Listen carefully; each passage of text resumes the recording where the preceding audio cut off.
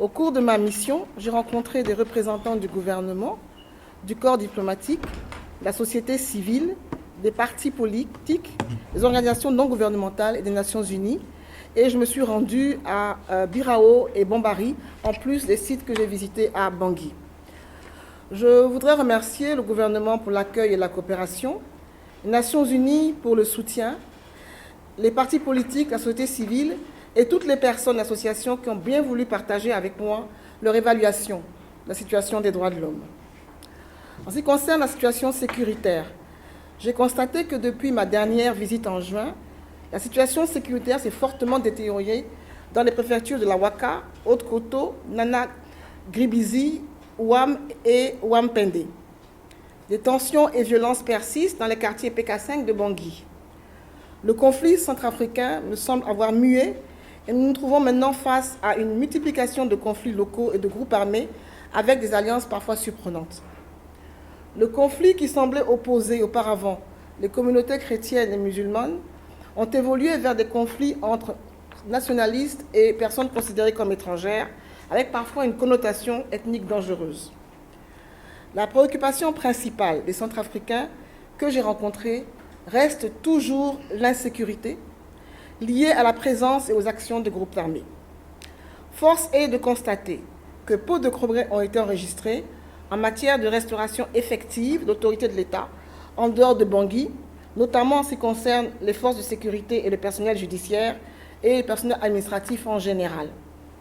Les groupes armés règnent en maître sur plus de 60% du territoire et bénéficient d'une totale impunité. Dans ce contexte, malgré la présence de la MINUSCA, la population est toujours en quête de sécurité. En ce qui concerne les violations des droits de l'homme et du droit humanitaire, le gouvernement, avec l'appui de ses partenaires, a fait des avancées significatives dans l'élaboration d'un cadre législatif institutionnel. Et je félicite les autorités d'avoir accédé à cette Convention internationale des droits de l'homme. Je les encourage maintenant à harmoniser la législation nationale avec les dispositions contenues dans ces conventions, ainsi qu'à respecter l'obligation de rapporter aux organes des traités sur l'état de leur mise en œuvre. À cet égard, un soutien technique et financier devrait être apporté au Comité national de rédaction de ces rapports. L'Assemblée nationale a, en outre, adopté de nombreuses lois organiques, une loi sur la parité hommes et femmes, et devrait adopter sous peu un code de justice militaire, ainsi qu'une loi portant création de la Commission nationale des droits de l'homme et des libertés fondamentales. Ces développements positifs contrastent avec la situation sur le terrain qui a connu une augmentation des violations des droits de l'homme depuis septembre 2016, dont des exécutions extrajudiciaires, des arrestations et détentions arbitraires, des cas de torture, des violences sexuelles, des enlèvements, y compris d'enfants et de femmes, et des destructions de biens. Entre septembre et décembre 2016, la Division des droits de l'homme de la MINUSCA a documenté 573 cas de violation et abus des droits de l'homme à l'encontre de 894 victimes. La situation humanitaire reste très préoccupante et a d'ailleurs connu un recul dans des zones touchées par la recrudescence de la violence. Près de la moitié de la population aurait besoin d'assistance humanitaire. Fin novembre 2016, plus de 402 000 Centrafricains avaient trouvé refuge dans les pays voisins et 434 000 étaient déplacés à l'intérieur du pays. L'insécurité et les infrastructures routières défectueuses ne permettent pas l'accès des organisations humanitaires à toutes les populations dans le besoin. Le 5 décembre 2016, un plan de réponse humanitaire pour 2017-2019 a été présenté. Au vu de la recrudescence des violences, j'appelle les donateurs de la Centrafrique à financer ce plan. Le retour des Centrafricains réfugiés actuellement au Cameroun, en République démocratique du Congo, au Tchad et en République du Congo est un défi majeur et une composante essentielle de la réconciliation nationale. Ce retour doit se faire dans la dignité, la sécurité des biens et des personnes et sur la base du volontariat.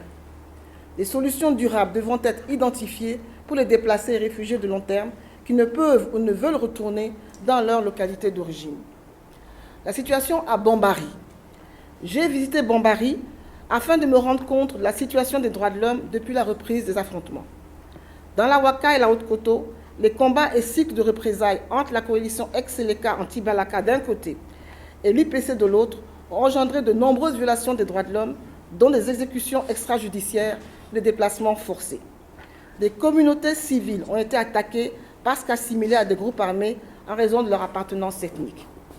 À Bambari, la liberté de mouvement est limitée par l'insécurité. Les populations se plaignent de nombreuses barrières érigées par les groupes armés, des extorsions de fonds et de l'imposition d'un couvre-feu par les groupes armés. J'ai aussi été informé d'exactions contre des musulmans arabes et goulats, les forçant à trouver refuge du côté de la ville, assimilés aux chrétiens. Par ailleurs, plus de 3000 Peuls se sont réfugiés dans la ville, fuyant les combats et les actions des groupes armés sur l'axe Bambari, Ipi et Bria. À Bakala, au nord de Bambari, des dizaines de personnes auraient été exécutées et jetées dans des puits ou enterrées dans des fosses communes. J'appelle le gouvernement et la MINUSCA à désarmer et sécuriser la ville, assurer la liberté de mouvement et enquêter sur les violations graves des droits de l'homme, y compris en dehors de la ville. La situation à Birao. Je me suis aussi rendue à Birao et cette visite m'a renforcée dans ma conviction qu'une vision à court terme ne permettrait pas d'endiguer les cycles de violence qui minent la Centrafrique depuis l'indépendance. Il semblerait que Birao ne connaisse pas actuellement de conflits intercommunautaires graves, grâce en partie à l'action des autorités traditionnelles et de la population qui prônent le dialogue intercommunautaire et le vivre ensemble. Et malgré ces initiatives locales de paix, la population souffre de fréquentes incursions de bandits, la plupart venant des pays limitrophes, qui menacent la stabilité et la sécurité de la région. Birao est enclavé, coupé du reste du pays et de la capitale. Les services de base y sont quasi inexistants. Pas d'électricité, pas d'eau, peu de médecins, d'instituteurs, des routes périphériques non praticables, notamment pendant la saison des pluies, d'accès à la radio ou autres médias. Le Soudan voisin est la source d'approvisionnement la plus proche et la plus accessible. La population se sent abandonnée, ce qui crée des frustrations et soumet à rude épreuve leur sentiment d'appartenir à la nation centrafricaine. Seule une réponse constructive et des signaux forts de développement en faveur des populations du Nord et de l'Est pourraient indiquer les ressentiments et l'attrait des armes.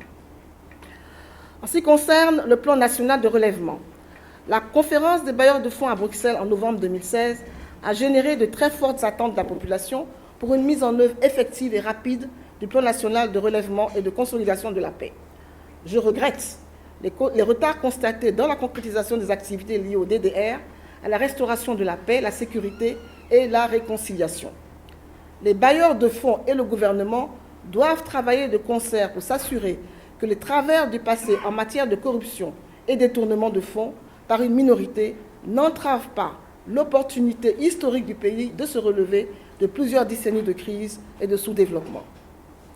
Concernant le désarmement, la démobilisation, la réinsertion et le rapatriement, ainsi que la réforme du secteur de sécurité, j'ai constaté que peu de progrès ont été réalisés dans ces domaines. Pour ce qui est du secteur de la sécurité, j'ai pris note de l'adoption d'une politique nationale de sécurité et de la formation en cours d'un premier groupe de soldats des forces armées centrafricaines par la mission de formation militaire de l'Union européenne, EUTM.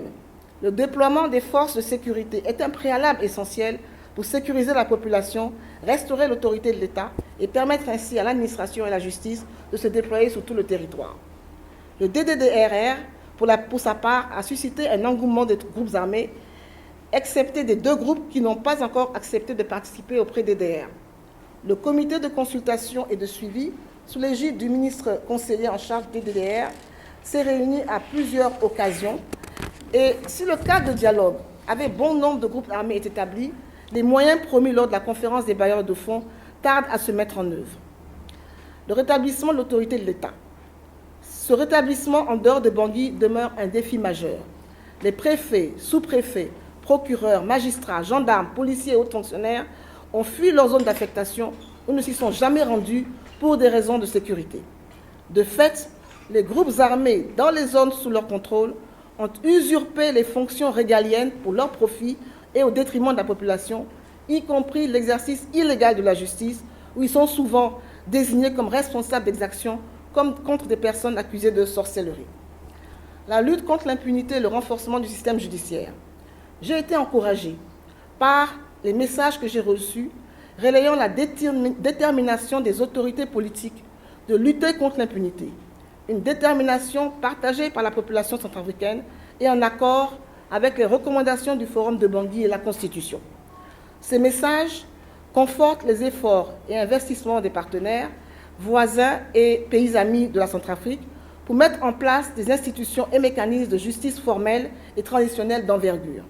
L'impunité est une des causes structurelles de la violence dans le pays et la Centrafrique doit saisir cette opportunité historique pour tourner la page et entrer dans l'ère de l'état de droit, de la paix et du développement.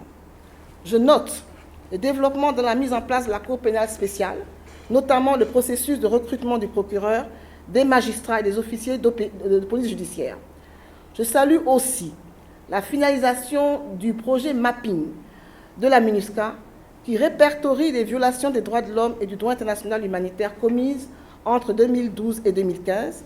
Cet inventaire devrait aider le procureur dans la définition de sa stratégie de poursuite et d'identification des axes prioritaires. Il serait souhaitable d'appliquer la parité dans la nomination du personnel de justice, en particulier les officiers de police judiciaire qui pourraient être favorables à une approche genre des questions de justice. La mise en place de la CPS est attendue impatiemment par tous, car elle donnerait un signal fort de la lutte contre l'impunité, surtout que cette Cour doit être complémentaire des juridictions nationales. Ces juridictions doivent, elles aussi, être soutenues. L'administration de la justice ne pourrait être effective sans moyens. Il est aussi important que les tribunaux, les juges, les témoins et les victimes de ces juridictions formelles soient sécurisés, au même titre que la CPS. Concernant la réconciliation nationale et la justice transitionnelle, j'ai été informée de la mise en place progressive des comités locaux de paix et de réconciliation à Bangui. Il est impératif que ces efforts soient étendus à l'intérieur du pays pour favoriser la réconciliation de la population et permettre des initiatives de pardon et de paix. La nécessité d'une stratégie de justice transitionnelle pour adresser l'impunité et la quête de justice et donner des chances à la réconciliation se fait toujours sentir, mais rien n'a encore été fait à ce jour. Mesdames, Mesdemoiselles et Messieurs, en conclusion, je voudrais dire que les efforts institutionnels constatés ne seront productifs que s'ils sont accompagnés d'une réelle stratégie de communication entre tous les acteurs et une implication de tous, y compris des partis politiques, la société civile, les femmes et les jeunes, à la prise de décision et aux efforts de redressement. La pauvreté sévit en Centrafrique, c'est connu de tous, et l'accompagnement et le soutien des partenaires, y compris des pays de la sous-région, pour aider le pays à aller vers la réconciliation, la justice et le développement, est plus que nécessaire pour préserver les acquis et éviter que ce pays dont la population est si brave ne s'enflamme à nouveau.